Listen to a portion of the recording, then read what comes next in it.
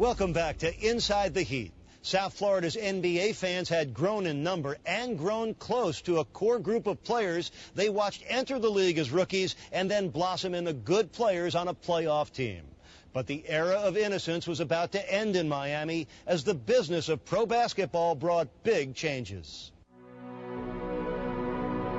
Coming off a season-ending playoffs loss to the Atlanta Hawks, the Miami Heat was ready to kick off a fresh new year. However, the Heat's 94-95 season began with a pair of shocking moves. I think Louis Chaffel and Billy Cunningham felt at the time that with that particular team, the Heat they went as far as they could go. On November 2nd, 1994, just 2 days before the season began, in a move that surprised many, the Heat traded center Ronie Cycli to the Golden State Warriors. Was something that I did not expect. You know, we've built that team, and that team has become so good. The honeymoon was over. It was sort of a hard thing to accept. I mean, Cycli was our first pick in our history, and we'd watch him go through his growing pains, and we'd all been a part of that.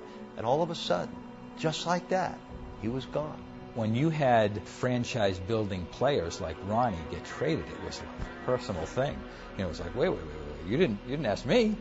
You know, I don't want Ronie Cycli to go. He's a good guy. So I remember thinking, wow, you know, now it's serious. Just 5 days after the Cycli trade, the Heat made another surprising move, trading Grant Long and Steve Smith to the Atlanta Hawks. The deal was made while the team was on the road, en route from Phoenix to Golden State. Once we get on the plane, Kevin Lockery comes back and says, Grant Long and Steve Smith, can I see you?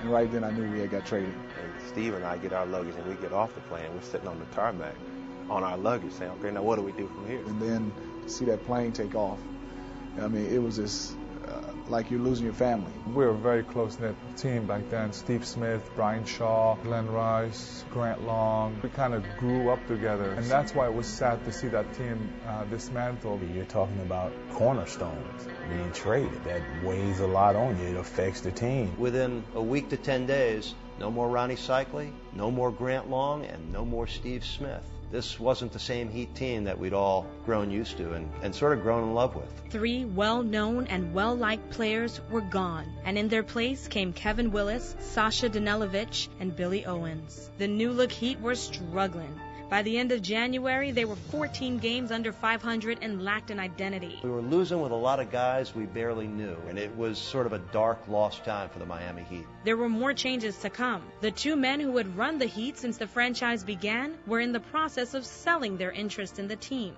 throwing the Heat into a chasm of uncertainty. The Heat was now a rudderless ship, and at our darkest hour came the biggest thing that ever happened to the Miami Heat. Micki Arisson, the son of Heat patriarch Ted Arisson, stepped forward to purchase the interests of Cunningham and Chaffel. It solidified the Arisson family's control of the franchise, and Micki became the team's managing general partner.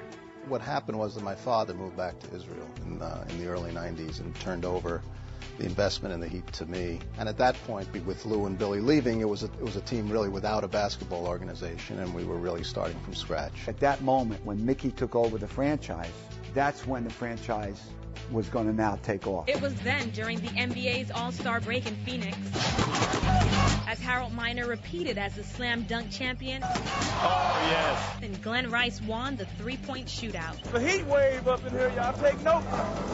By winning these contests, it brought the kind of attention that we weren't used to. I think it was just a hint that our luck was about to change.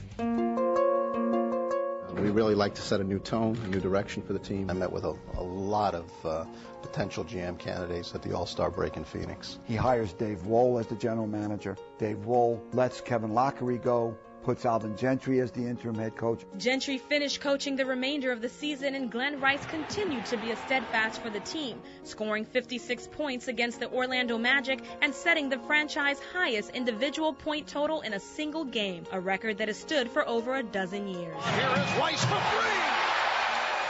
3! Everything changed, and even then you knew there was more to come. Micki was taking control, he was stepping up, and from the moment he did, things got better.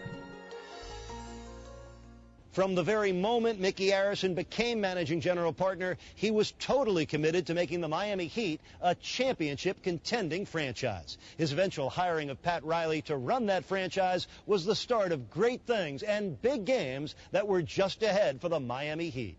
Thanks for watching this edition of Inside the Heat. I'm Eric Reed.